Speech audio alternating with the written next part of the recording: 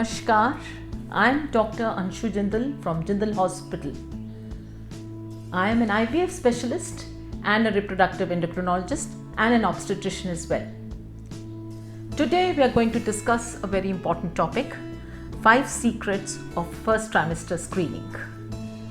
We all know that first trimester screening is not only important for detecting aneuploidies but also for maternal screening for the risk of preeclampsia and for cervical length as well. It is done in 2 stages. The first entails an ultrasound, that is the NT scan, which is done between 11 to 14 weeks of pregnancy, and a biochemical test called the double marker test, which includes PAPP-A and beta HCG.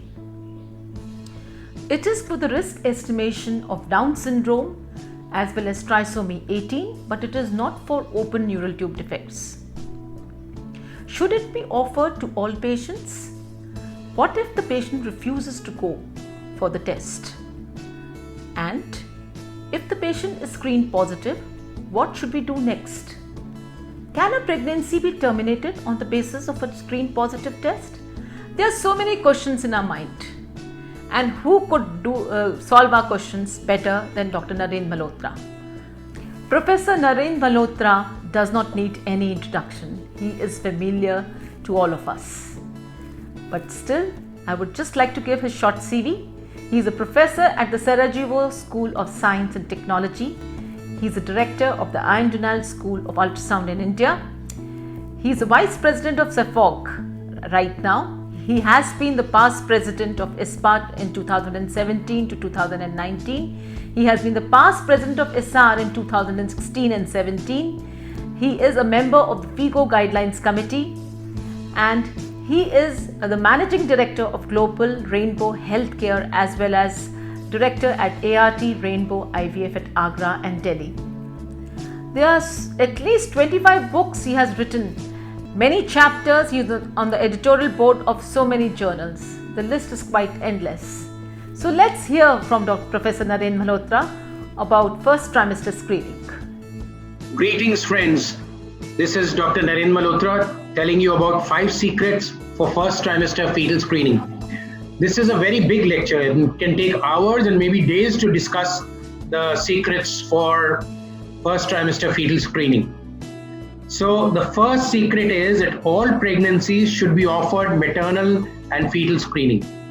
So offer screening universally, preset, non-judgmental, pre-test, non-judgmental counseling, limitations, risk, benefits, cost, all to be discussed with the patient, and post-test counseling when you get the report. You should have a lot of patient information leaflets, videos, infographics. Remember, tell the patient it is a screening test and not a diagnostic test, and risk estimation, and no pregnancy should be terminated on basis of a positive screen test. So it gives you only a risk estimation. Secret number 2, the ideal time to screen a fetus is in the first trimester, that is 11 to 13 weeks, 6 days. Screen at this stage for aneuploidies, that is you do a E-combined test or EFTS or an NIPS at 11 to 13 weeks, 6 days. It gives you chromosomal anomalies.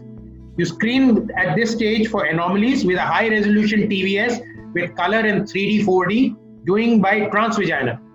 You screen the mother for cervical length, the first screen at this stage, and you do a screening for PIH and fetal growth restriction by PLGF, PAPP-A, mean arterial pressure, and by doing a color Doppler study of the uterine and the ductus venosus.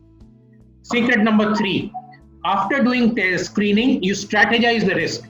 Put the patient into high risk, intermediate risk, or low risk group. And previously, these risk groups were 1 in 99, which you get in the report.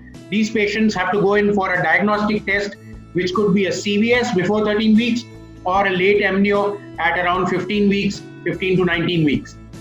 Then the second group of the patient is intermediate risk, which is 100 to 999. And these go for a second trimester screen again by quadruple test and by ultrasound. The third is the low risk, and low risk is when the risk is less than 1 in 1000, and these will undergo only a level 2 scan at 20 weeks.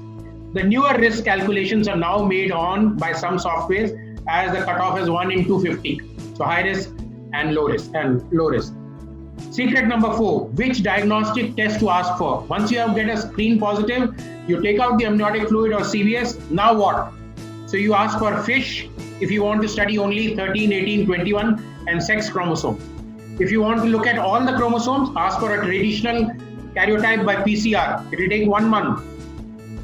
If you want a quicker report, you ask for a QF PCR. So 7 days reporting, same as traditional karyotype. If you want a higher resolution karyotype, microarray, which can indicate any index. If you feel that you are going to do for a monogene disorders, Sager sequence for that gene. And if you want to analyze many genes together, then you do an NGS or a whole exome sequencing. You ask for these. So these are the diagnostic tests which we will ask for when we take out the fluid or take out the tissue. Secret number 5, the last.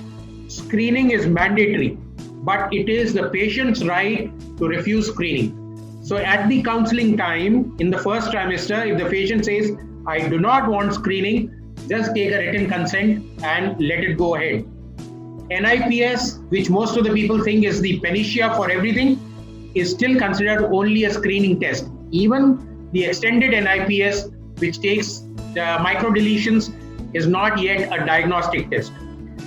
And there are 2 types of anomalies, chromosomal anomalies and structural anomalies.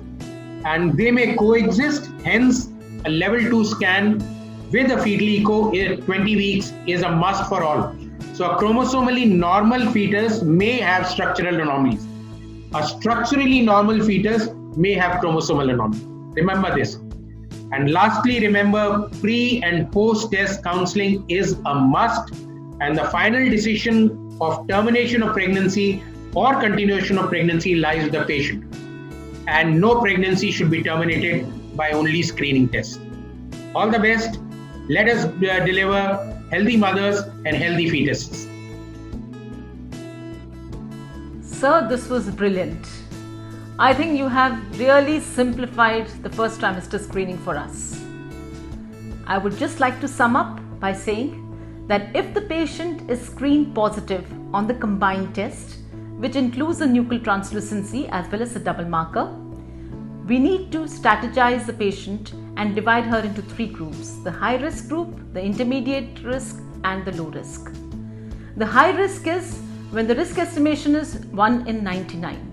In these patients, we should do either a chorionic villus biopsy or amniocentesis.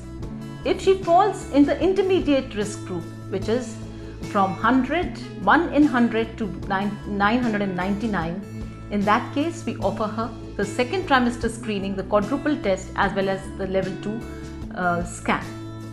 If she falls in the low risk group, that is more than 1 in 1000, in those cases just a level 2 scan would help the patient in screening for these aneuploidies.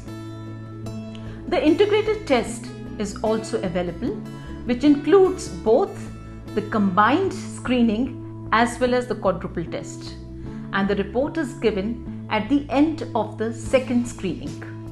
It has a detection rate for Down syndrome almost to the tune of 93%. As far as pre-eclampsia screening goes, it is a multi-parametric approach that is used in this, where we take into consideration the history of the patient, the mean arterial pressure, the uterine artery Doppler, the PLGF and the PAPP-A.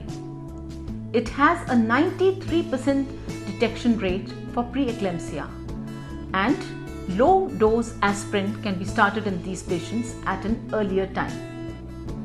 For the cervical cancer screening, if the cervical length is less than 2.5 centimeters, it means the patient has to undergo a cervical strengthening stitch or a McDonald stitch. Whereas if the length is between 2.5 to 3 centimeters, these patients have to be followed up in the second trimester for cervical length. I hope you like this video, and if you like this video, please press on the like button and subscribe to our channel ART Forum, Global ART Forum, so that we can bring you more such videos in the future. Thank you so much.